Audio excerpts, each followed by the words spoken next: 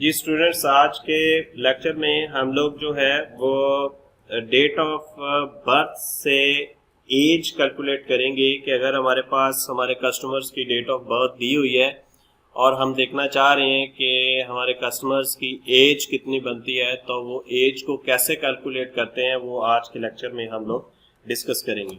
मेरे पास एक टेबल है, यहाँ पे मैं डिज़ाइन क्यूरी जो है वहाँ जाता हूँ और इस टेबल को ऐड करते हैं और हम इसमें दो फील्ड फर्स्ट नेम और लास्ट नेम ले लेते हैं और यहाँ पे हम डेट ऑफ बर्थ जो है वो ले लेते हैं। और अब यहाँ पे देखें, हम लोग जो है वो एज कैलकुलेट करने वाले हैं।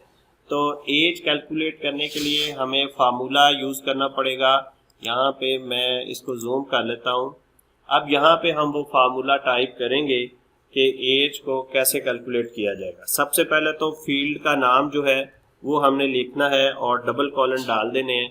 उसके बाद स्टूडेंट्स यहाँ पे सबसे पहले तो हमें एज कैलकुलेशन करने के लिए करंट सिस्टम की डेट लेनी है।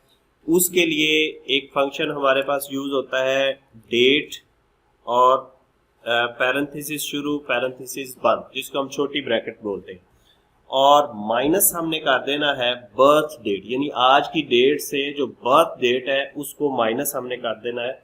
और यहाँ पे हम उस फील्ड का नाम लिख देते हैं जिस फील्ड को माइनस करना है।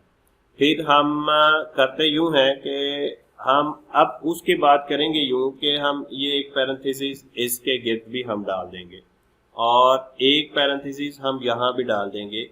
ये जो पोर्शन है ये करेगा ये कि ये करंट सिस्टम डेट को लेगा और उसमें से डेट ऑफ बर्थ को माइनस कर देगा। फिर उसके बाद आपने इसको 365.25 पे डिवाइड करना है। 365.25 पे आपने इसको डिवाइड करना है और फिर हम एक और यहाँ पे जो है पैरेंथेसिस लगा देते हैं। अब ये जो वैल्यू आएगी ये हमारी वैल्यू जो है ये इसको इंटीजर में हमने लेके आना है कि ये हमें इंटीजर वैल्यू दे। तो उसके लिए int एक फंक्शन और हम यूज करेंगे और यहाँ पे एक और ब्रैकेट हम लगा देंगे। और क्योंकि इंटीजर फंक्शन इस पूरी कैलकुलेशन के बाद अप्लाई होगा तो हम इसको एक और पैरेंथेसिस यहाँ पे लगा देंगे, यानी जितनी पैरेंथेसिस हम खोलेंगे उतनी पैरेंथेसिस हमें बंद भी करनी पड़ेगी। फिर एक दफा देख लें इंटीजर, सबसे पहले ये अंदर वाला देखें। सबसे पहले ये चीज परफॉर्म होगी कि यहाँ से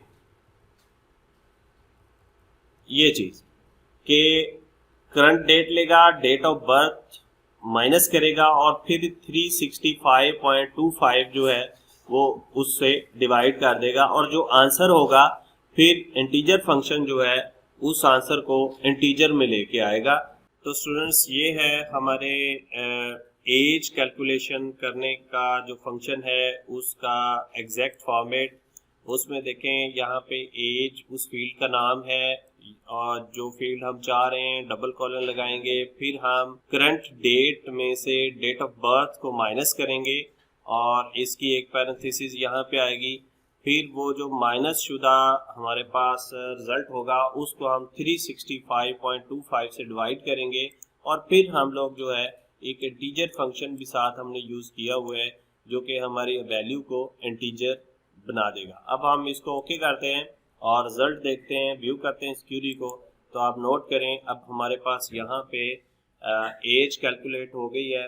अब इसी तरह आप लोग जो है इस एज को मज़ीद जो है वर्सटाइल बनाने के लिए, फॉर एग्जांपल आपको जो है वो क्राइटेरिया में हम देखते हैं कि हमें ग्रेटर दैन जो है वो 60 हमें एज चाहिए। ऐसे लोगों ऐसे हमारे कस्टमर्स जो ग्रेटर दैन 60 हैं, तो दोबारा व्यू करता हूँ तो ग्रेटर दैन 60 का जो रिज़ल्ट होगा वो हमारे पास आ जाएगा। तो इस तरह से स्टूडेंट्स आप क्यूरी को यूज़ करते हुए अपने कस्टमर्स की डेट ऑफ बर्थ जो है वो कैलकुलेट कर सकते हैं।